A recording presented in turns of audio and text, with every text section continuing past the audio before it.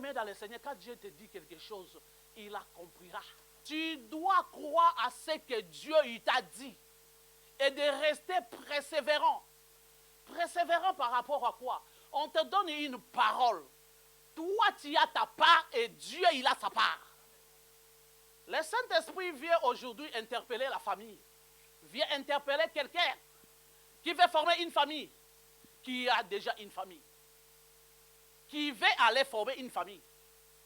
En fait, que bien-aimé dans le Seigneur, tout ce que Dieu il dit, ce sont des choses vraies. Dieu, il n'a aucun intérêt de te caresser dans le sens du poil, en fait que tu puisses te donner à lui par rapport à ce qu'il t'a dit, afin que tu ne puisses pas accomplir. Qu'est-ce qui nous amène en fait que nous ne puissions pas voir ce que Dieu il dit dans nos vies? C'est le manque de persévérance. Ça nous amène en fait que nous ne pouvons pas croire. On aime souvent regarder les gens. Ah, regardez, tu regardes aussi l'âge. Tu regardes ce que les gens de ta famille peuvent te dire. Ce que tes amis peuvent te dire. C'est ça qui nous vole quelque chose de ce que Dieu n'aime pas. Ça va t'amener afin que tu puisses renier Dieu, afin que tu puisses même renier la puissance de Dieu, qu'il est le Dieu qui répare des paralytiques. Il guérit des maladies même incurables, ce que les médecins ne peuvent pas diagnostiquer, ce que les médecins ne peuvent même pas traiter. Bien-aimés dans le Seigneur, j'aimerais que nous puissions prendre la parole de Dieu. C'est Genèse 24, au premier verset pour vous. Abraham était vieux, avancé en âge, et l'Éternel avait béni Abraham en toutes choses. Abraham dit à son serviteur, le plus ancien de sa maison, l'intendant de tous ses biens, mais je te prie ta main sous ma cuisse, et je te ferai jurer par l'Éternel, le Dieu du ciel et le Dieu de la terre, de ne pas prendre pour mon fils une femme parmi les filles des Cananéens, au milieu desquelles j'habite, mais d'aller dans mon pays et dans ma patrie, prendre une femme pour mon fils Isaac. Le serviteur lui répondit, peut-être la femme ne voudra-t-elle pas me suivre dans ce pays-ci? Devrais-je mener ton fils dans le pays d'où tu es sorti? Abraham lui dit, garde-toi d'y mener mon fils. L'Éternel, le Dieu du ciel, qui m'a fait sortir de la maison de mon père et de ma patrie, qui m'a parlé et qui m'a juré en disant, je donnerai ce pays à ta postérité, lui-même enverra son ange devant toi, et c'est de là que tu prendras une femme pour mon fils. Stop.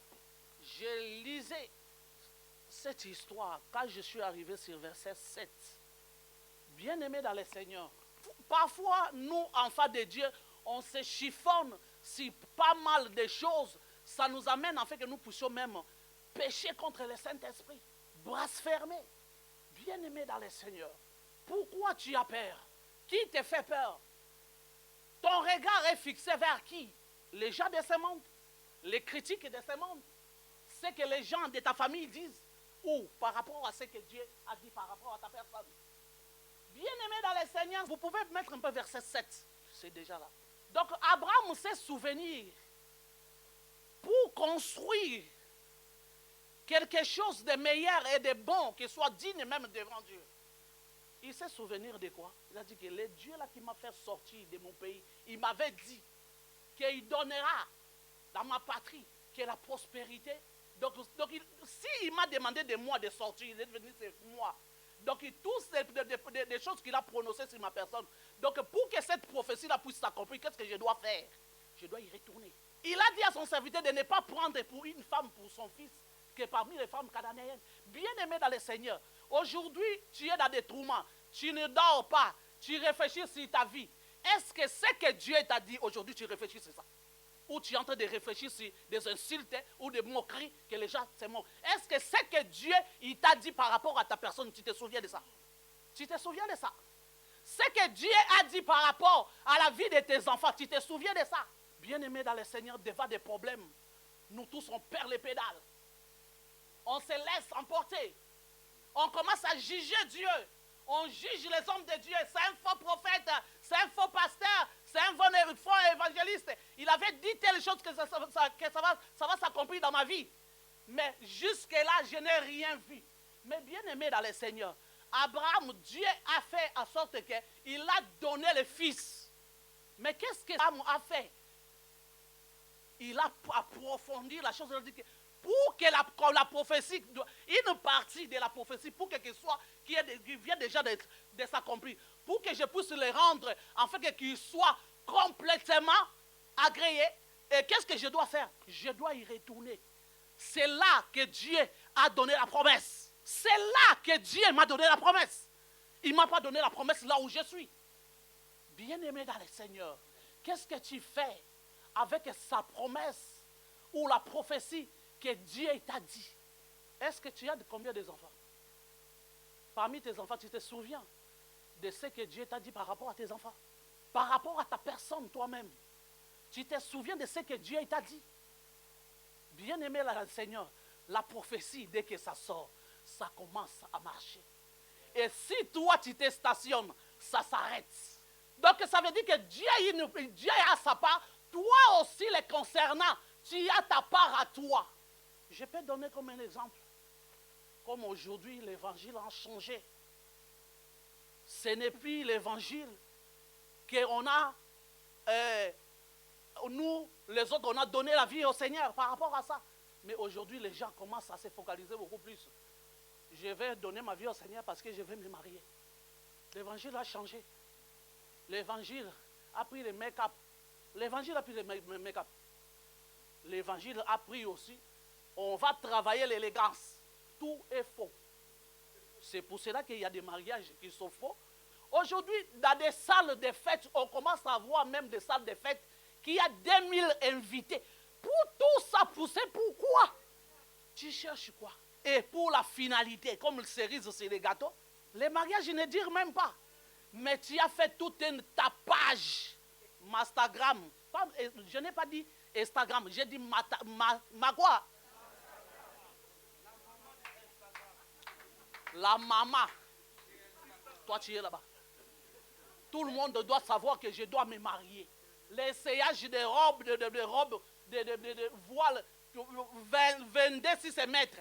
Donc on doit snapper, qu'on voit la robe que je dois mettre. Ma salle, je dois...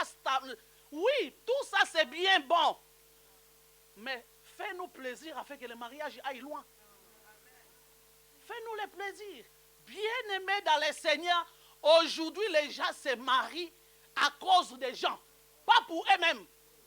Si on regarde dans le cas de la famille, les parents influencent même leurs enfants. Non. Toi, tu ne vois pas l'enfant. Son père, il a des moyens. Son père, il a des moyens. Même si papa, il fait, tu dis, non, moi, je ne veux pas ces histoires-là. Moi, je donne. Toi, pourquoi toi, tu es comme ça? Tu envoies ton enfant dans les mariages. Tu lui dis, il faut que tu ouvres les yeux. Là où tu pars, il faut que tu ouvres les yeux. Tu connais la famille d'où laquelle que tu es sorti. Bien-aimé dans le Seigneur, pourquoi cette méchanceté? Quand toi, tu étais avec ton enfant là, au moment que toi, tu as constaté qu'il était aveugle, parce que toi, tu as remarqué seulement que ton enfant, il est aveugle au moment où il veut aller au mariage. Pour que tu puisses l'ouvrir les yeux. Mais quand toi, tu as remarqué qu'il était aveugle, pourquoi toi, tu l'avais empêché de ne pas ouvrir les yeux chez toi? Ici, chez moi, tu dois fonctionner comme moi je vais. Tu devais ceci. Oui, c'est bien bon. Tu dois éduquer tes enfants. Et moi, j'appuie les parents qui éduquent leurs enfants, qu'ils soient corrects. Parce que demain, il fera la fierté de vous. Demain, les gens, même si vous êtes pris là, les gens ils vont commencer à se souvenir de vous par rapport à vos enfants. Maintenant, dis-moi, quand au moment que toi, tu dis que tu dois ouvrir les yeux, tu dois se souvenir que tu es sorti de quelle famille? Bien-aimé dans le Seigneur. C'est pour cela que tu as vu le mariage de ton enfant. Ça n'a pas duré parce que l'auteur-compositeur de la destruction du mariage, c'était toi-même.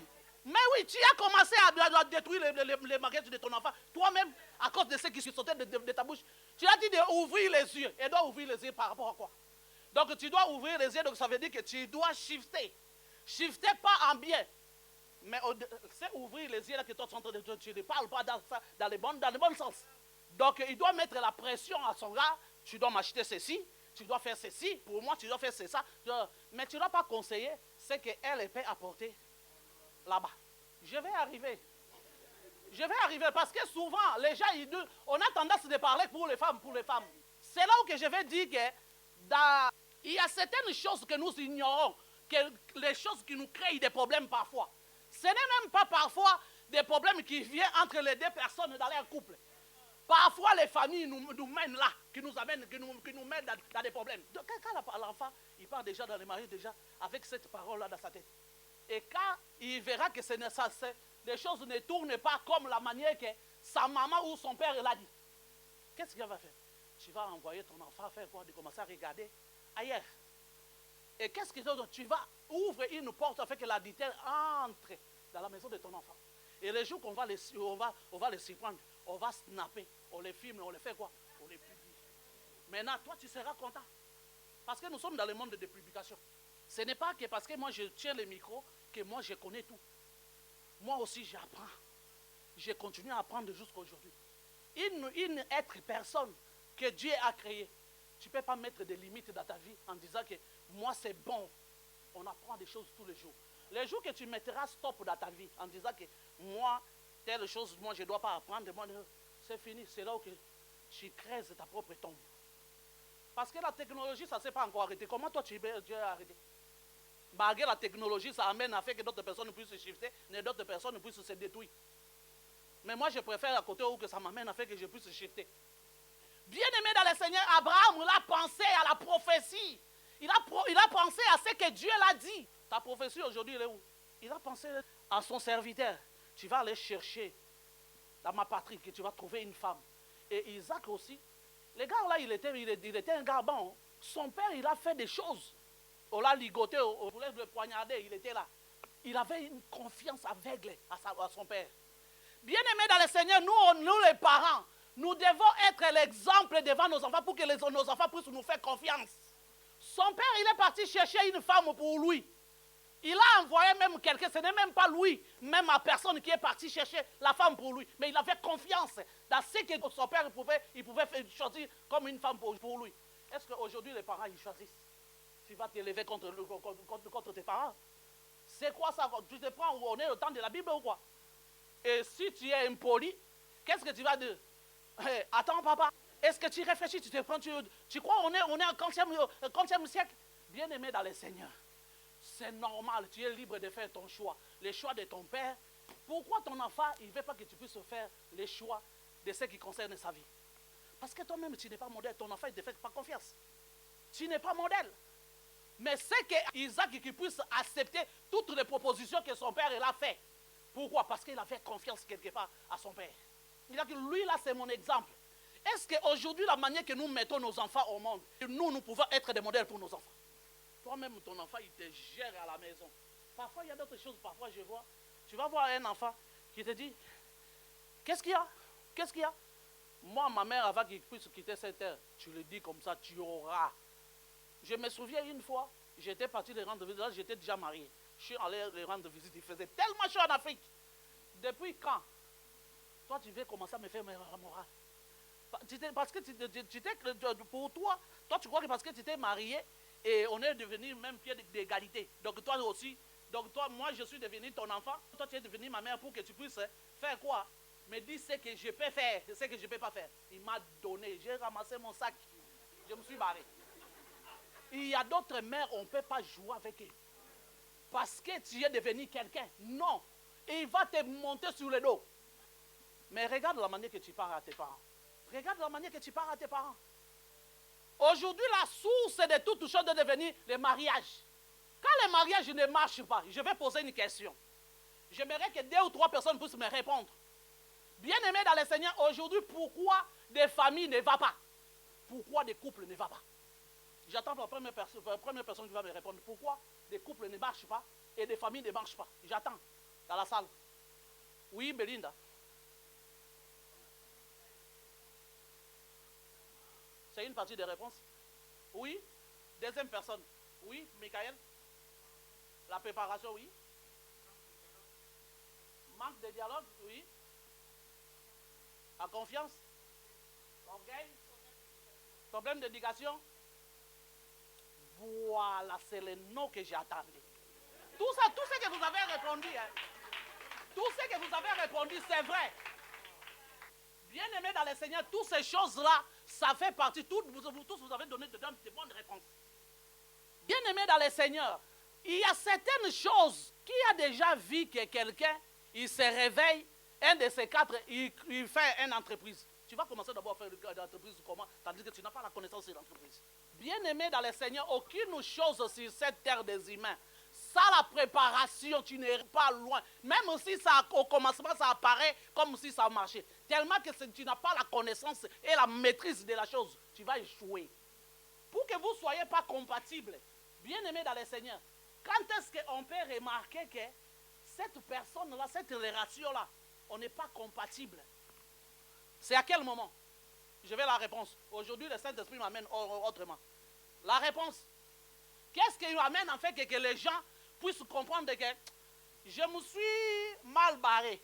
Cette personne-là, ce n'est pas vraiment le numéro de ma chaussure. La personne-là, je ne vois pas faire aller loin avec. Qu'est-ce que ça nous amène là? C'est le temps de fiançailles. Tu as des problèmes aujourd'hui. Même si tu vas dire que moi, j'ai fait 3 ans avant qu'on puisse se marier. Oui, 3 ans. Si tu n'as pas découvert certaines choses qui pouvaient t'amener à faire que tu commences à te préparer avant d'y entrer, aujourd'hui, des problèmes que tu as, tu ne pouvais pas te retrouver là.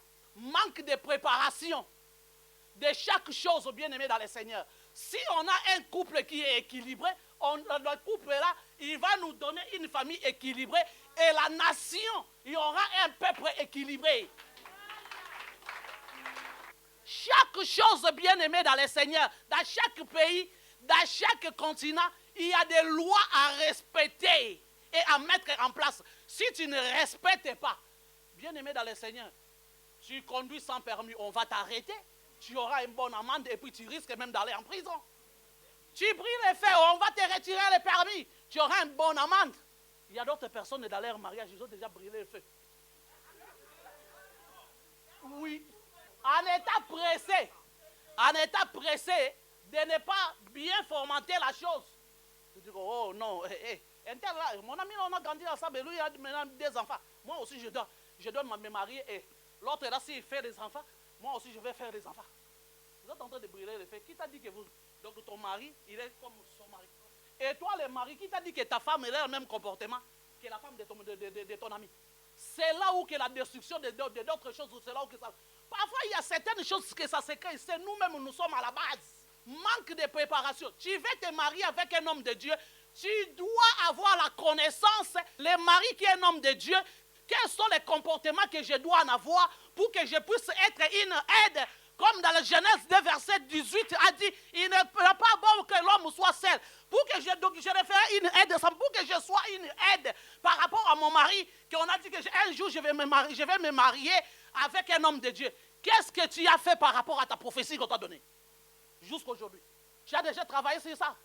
Je vais me marier avec un homme d'État. Quel est ton comportement aujourd'hui d'une femme, d'un homme d'État? Ton comportement, il est comment? Va voir quelqu'un. Il rigole bêtement. Il rigole sans esthétique. Sans charisme. Quelqu'un, il a, si tu as 38 ans, tout ça doit être... La femme de quelqu'un ne peut pas rigoler comme ça. Tu dois avoir quand même le minimum de charisme. Il y a d'autres personnes qui croient qu'avoir de charisme, donc il faut fermer les deux. Non, ça ce sont des mèndres. Les gens sans esprit.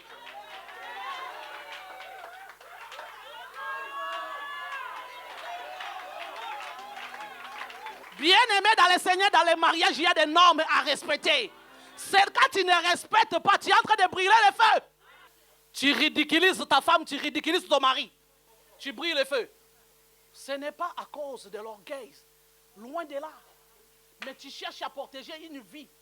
N'est-ce pas que la Bible est claire, a dit, je te ferai une aide semblable. L'aide là, c'est au-delà. La Bible nous dit, Ephésiens 5. Si je me trompe pas les versets, ça doit être même à partir de 22. La Bible nous dit, en disant que Marie aimait vos femmes comme Christ a aimé l'Église, au point même de se livrer lui-même pour sa femme qui est l'Église. Bien-aimé dans le Seigneur, la Bible est claire. Aimer. Aimer, c'est quoi? Aimer, ce n'est pas un coup de foudre. Le coup de foudre, c'est quoi? C'est une chaleur qui s'allume, paf, dans le cœur de l'un et l'autre. Et si cette chaleur-là, et si ce fait-là tient longtemps, ça crée amour. Et cet vrai amour-là, ça va vous amener en fait que même si l'autre, il a fauté, tu seras capable de les comprendre et de les supporter. Mais il y a certaines personnes qui se sont mariées sur cette flamme-là, des coups de foudre. Et aujourd'hui, plein de divorces, parler de justice, ça reçoit les gens là-bas tous les jours. Mais en même temps, des mairies se remplissent. Quelle confusion, quelle confusion. Marie, aimez vos femmes.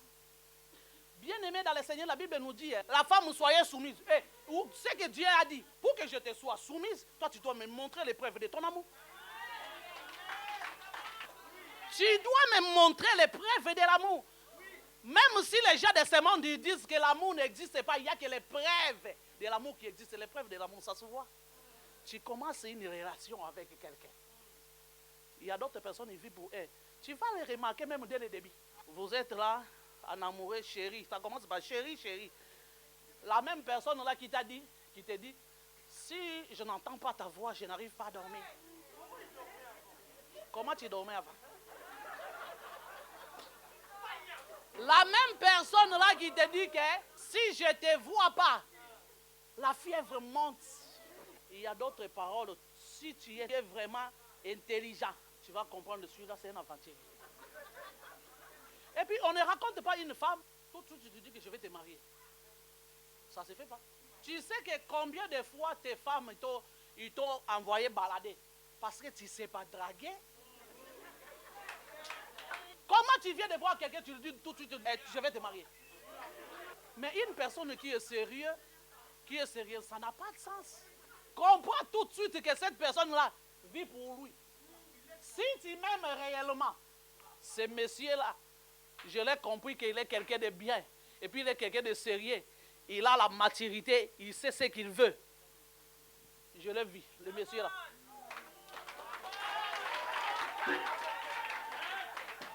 Bien aimé dans le Seigneur, l'exemple que je viens de donner là, c'était une fois. Aujourd'hui, on a grandi, on est devenu des vieillards. Les patates sont venues et on a plein des enfants. Il y a celles-là qui n'écoutent pas, tu dois les gérer, tu dois prendre les chicottes et les chicoter. Et on a grandi. L'autre fois, nous aussi, on était jeunes comme vous. Ça a commencé quelque part en amoureux. La personne, il te tire comme ça, lui, il reste là où devant l'obstacle. J'ai regardé comme ça. Mais toi, tu commences une relation. Est-ce que tu observes des choses? Parce qu'on doit se marier avec une personne qui est capable de te protéger. Une personne qui veille sur toi.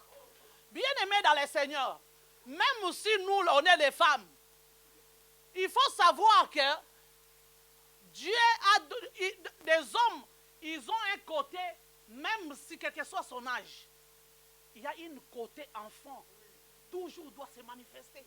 C'est leur matière, c'est comme ça que Dieu les a créés. C'est pour cela que Dieu a eu l'idée que Adam ne puisse pas être seul.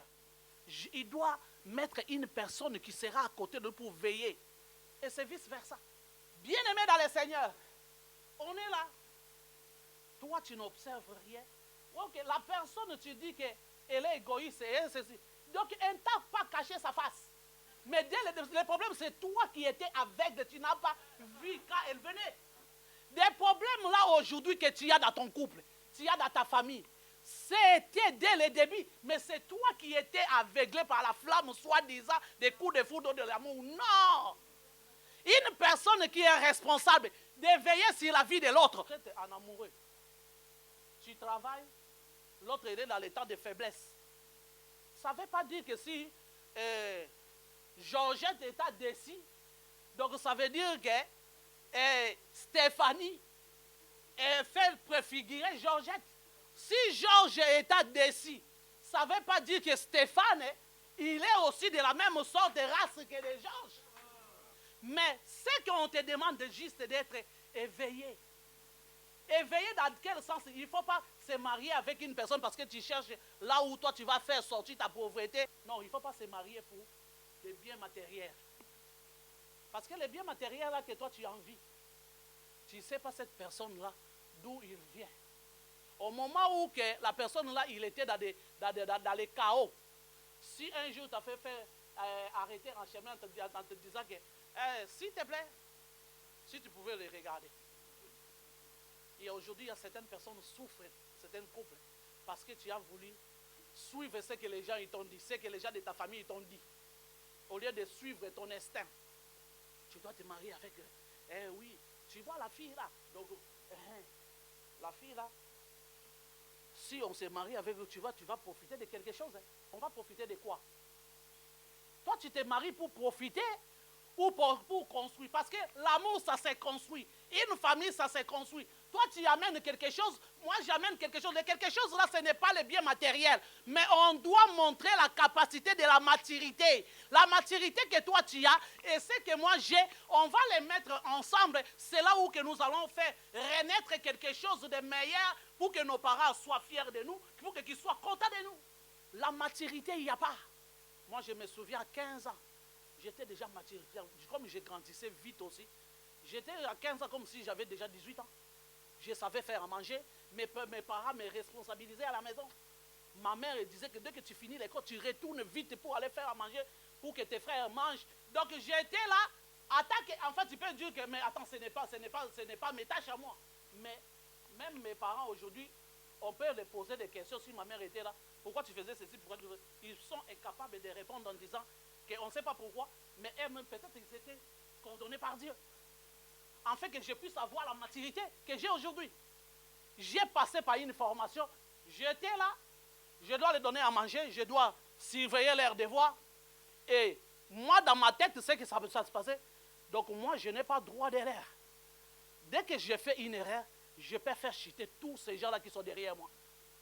Parce que mes parents, ils m'ont mis là que je sois comme un exemple pour eux. Est-ce qu'aujourd'hui, tu peux être l'exemple pour quelqu'un? Est-ce que tes parents, ils peuvent te confier quelque chose? C'est qu'ils sont en train de juste de faire pour toi, juste de te préparer, afin que demain que tu puisses avoir un mariage stable et un avenir meilleur. Ils t'envoient à l'école, tu dois accepter d'aller à l'école. Parce qu'aujourd'hui, bien aimé dans le Seigneur, si tu n'étudies pas, tu vas te retrouver dans des ménages. Je ne suis pas en train de minimiser les gens qui font ce genre de travail. Mais bien aimé dans le Seigneur, même si tu as 50 ans, toi qui es ici en Europe, même en Afrique aujourd'hui, il y a des formations. Les gens qui n'ont pas étudié, ça les donne l'accès, en fait, que certaines choses pour que tu essayes de t'attraper, pour que tu ne sois pas ignorant à 100%. On nous prépare, nos parents, ils nous préparent, ils nous envoient dans l'école pour aller apprendre. Toi, maintenant, tu crois que le mariage, c'est ton lien de refuge. Si tu prends encore le mariage, que c'est un lien de refuge, bien aimé dans le Seigneur, trompe-toi. Parce que tu es loin de savoir des réalités qui t'attendent devant. C'est mieux de commencer à te préparer à côté. En fait, que quand cette réalité-là, en tant que tu sois le mari de quelqu'un, la femme de quelqu'un, que ce ne soit pas aussi grave. Parce que tu vas basculer dans une responsabilité. De chez toi, peut-être ce que tu gérais chez vous, là-bas tu seras derrière quelqu'un et peut-être vous allez commencer à construire la vie ensemble. Toi, tu auras d'autres choses à payer, lui aussi, il aura des choses à payer. Il est important dans la vie de savoir payer des factures. Si tu n'as rien de ce que tu payes, bien aimé dans le Seigneur, tu dois le faire.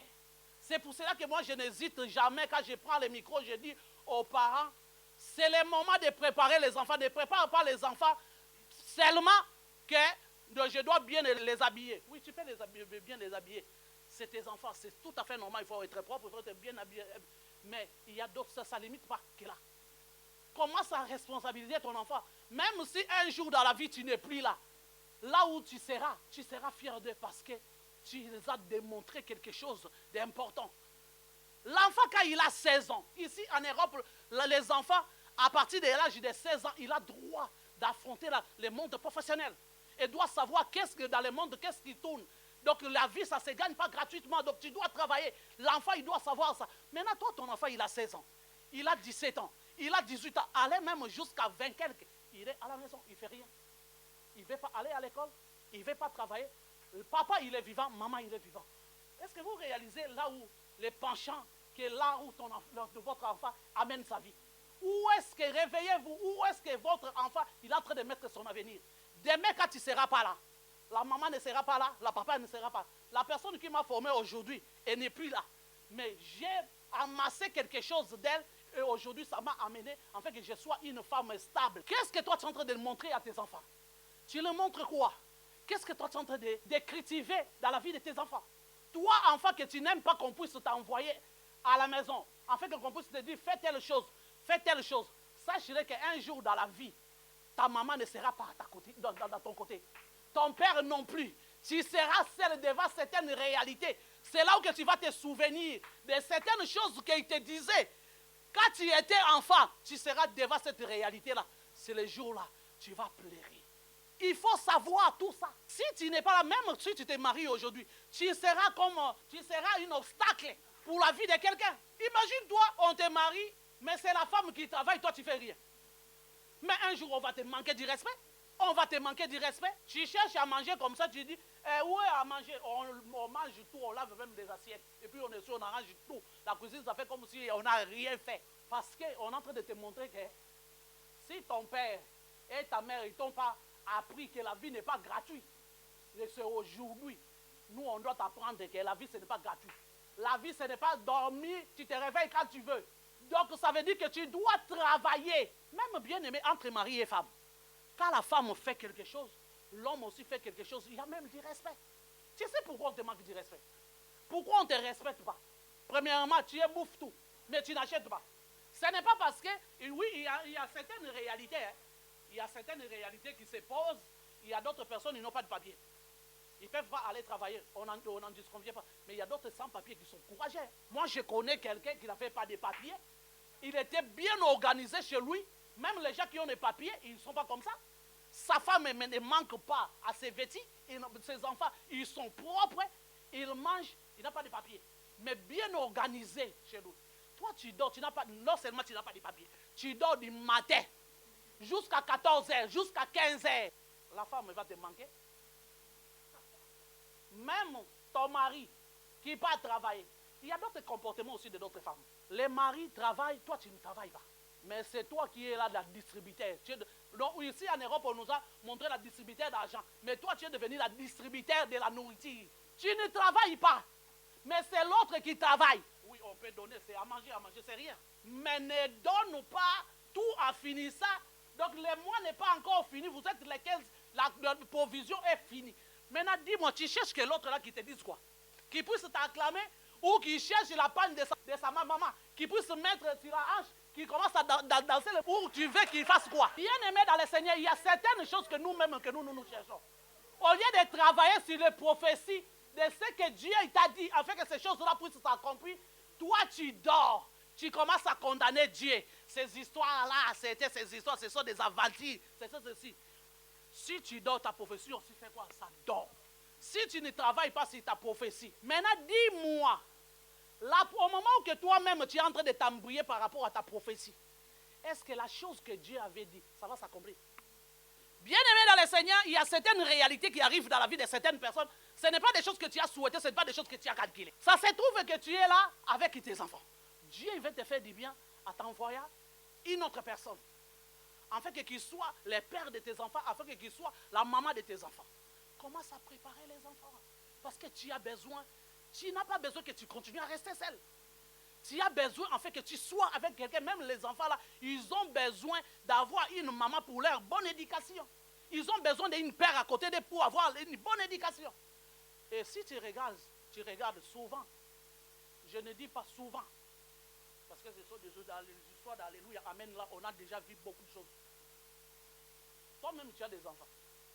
Tu as des capacités même de 80% d'avoir un proposant ou une proposante. Ils ne peuvent pas être seuls. Peut-être qu'ils peuvent avoir un enfant aussi. Peut-être ou deux. Maintenant, au moment où que toi-même tu es la maman, tu es dans la défensive. Toi-même, tu ne sais pas gérer tes enfants. Par rapport à leurs caprices. Tes enfants ne sont pas éduqués. Tu crois que réellement, même la prophétie qu'on t'a donné, le mari, il est là devant toi. Et la prophétie là va s'accomplir. Non, Dieu n'en a marre d'avoir honte. Non, Dieu n'a pas honte. La honte là, ça sera à toi-même. Dieu n'a pas honte. Parce que personne ne connaît là où Dieu habite. Nous tous, on sait seulement Dieu, il est là-bas en haut. Et il vit au-dedans de nous. C'est son esprit qui circule mais il vit au-dedans. Mais toi, le Dieu là qui vit au-dedans de toi, tu vois la manière que toi tu es en train de l'attrister. Depuis qu'il t'a donné une parole, afin que tu puisses te fortifier, pour que tu puisses travailler sur ta personne, c'est toi. Même quand on veut te dire que, ah, j'ai remarqué que j'ai vu, il faut que tu parles un peu avec ton enfant, je vois. Je sais, c'est mon enfant, je sais. Comme il y a d'autres personnes aussi, ils aiment mettre le nez sur des gens. Parfois, il ne faut pas être impulsif, bien aimé dans le Seigneur.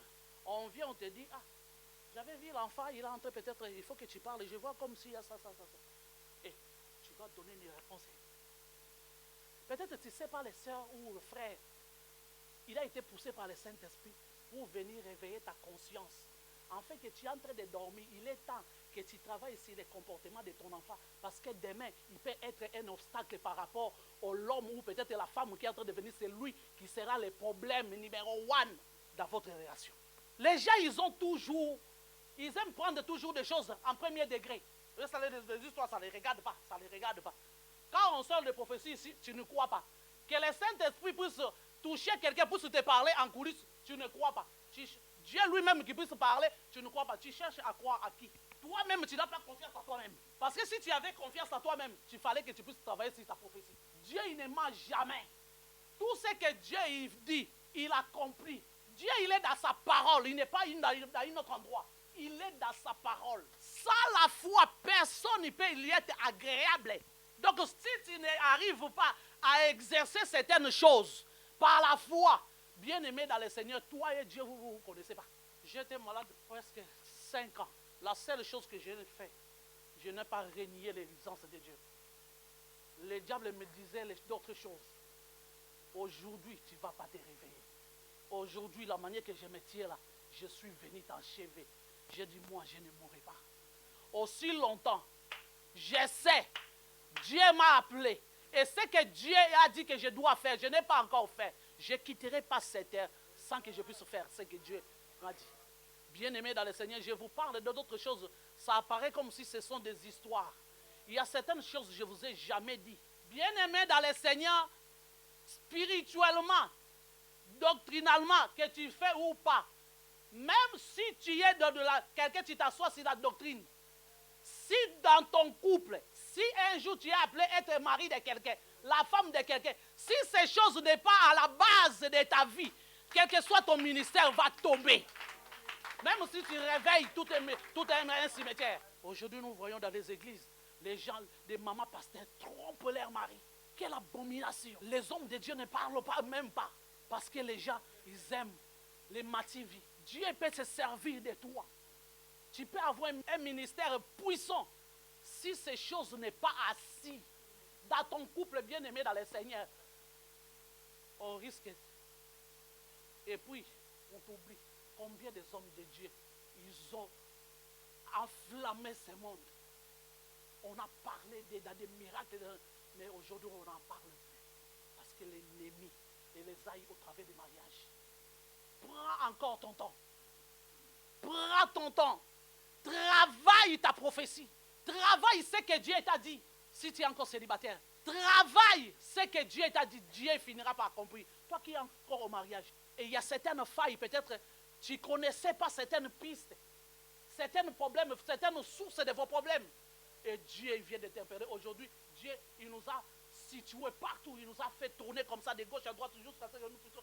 Chacun a reçu quelque chose de la part de Dieu. Même toi, enfant, ne te focalise pas sur les erreurs de tes parents. Ne te précipite pas de condamner tes parents par rapport à des choses que toi tu vois, il fait. Peut-être les erreurs là, Dieu a permis que tu vois pour que demain, toi, tu puisses te corriger, que tu ne sois pas dans ce qu'ils ont fait. Et les parents, nous devons faire attention au moment où que nous commençons à mettre les enfants au monde. Évitez, en fait, que nous puissions avoir des disputes devant les enfants.